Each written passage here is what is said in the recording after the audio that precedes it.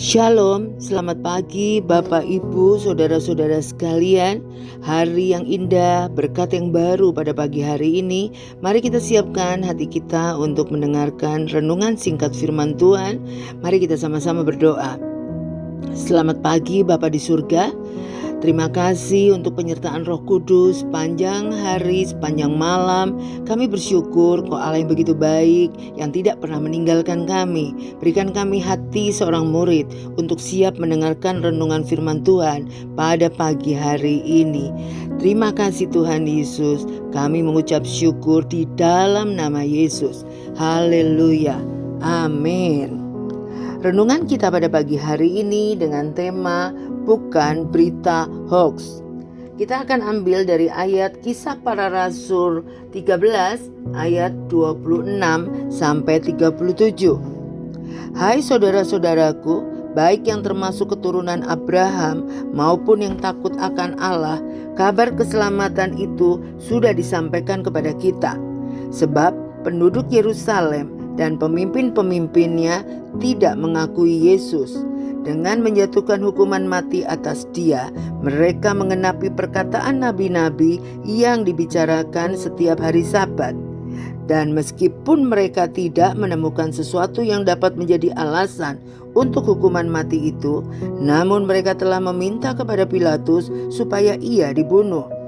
Dan setelah mereka mengenapi segala sesuatu yang ada tertulis tentang dia, mereka menurunkan dia dari kayu salib, lalu membaringkannya di dalam kubur. Tetapi Allah membangkitkan dia dari antara orang mati.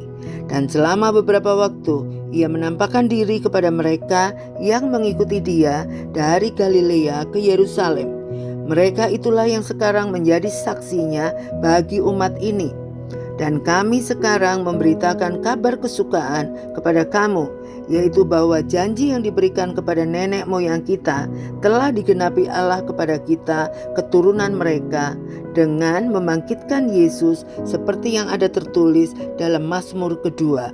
Anakku, engkau, aku telah memperanakan engkau pada hari ini. Allah telah membangkitkan dia dari antara orang mati dan ia tidak akan diserahkan kembali kepada kebinasaan.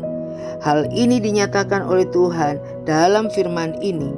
Aku akan mengenapi kepadamu janji-janji yang kudus yang dapat dipercayai yang telah kuberikan kepada Daud. Sebab itu ia mengatakan dalam Mazmur yang lain, engkau tidak akan membiarkan orang kudusmu melihat kebinasaan. Sebab Daud melakukan kehendak Allah pada zamannya, lalu ia mangkat dan dibaringkan di samping nenek moyangnya, dan ia memang diserahkan kepada kebinasaan. Tetapi Yesus yang dibangkitkan Allah tidak demikian. Perkembangan teknologi informasi demikian pesat. Berita dengan begitu cepat, hanya dalam hitungan detik telah menyebar kemana-mana ke seantero dunia. Hal ini mengembirakan di satu sisi. Akan tetapi di sisi lain cukup memprihatinkan. Banyak berita tidak benar atau hoax ikut tersebar. Orang dengan gampangnya menyebarkan tanpa klarifikasi atau dicek kebenarannya. Belum lagi karena atau artikel yang mengandung unsur kebencian dan fitnah. Kemajuan teknologi tidak dimanfaatkan dengan bijak.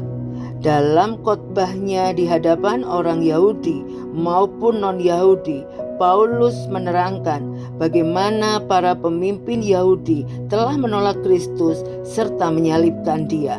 Kematian Tuhan Yesus bukanlah akhir dari karya Allah atas dunia ini.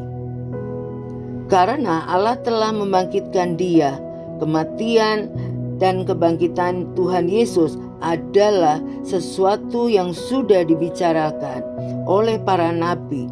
Dan ketika peristiwa itu terjadi, ada banyak orang yang telah menyaksikan kebangkitannya. Bahkan Paulus sendiri yang semula tidak percaya kemudian menjadi saksi kebangkitan Yesus Kristus kepada dunia. Dari uraian Paulus kita belajar bahwa berita Injil adalah berita yang kebenarannya pasti, bukan hoax. Berita Injil didasarkan pada fakta sejarah, bukan cerita isapan jempol atau fiksi belaka.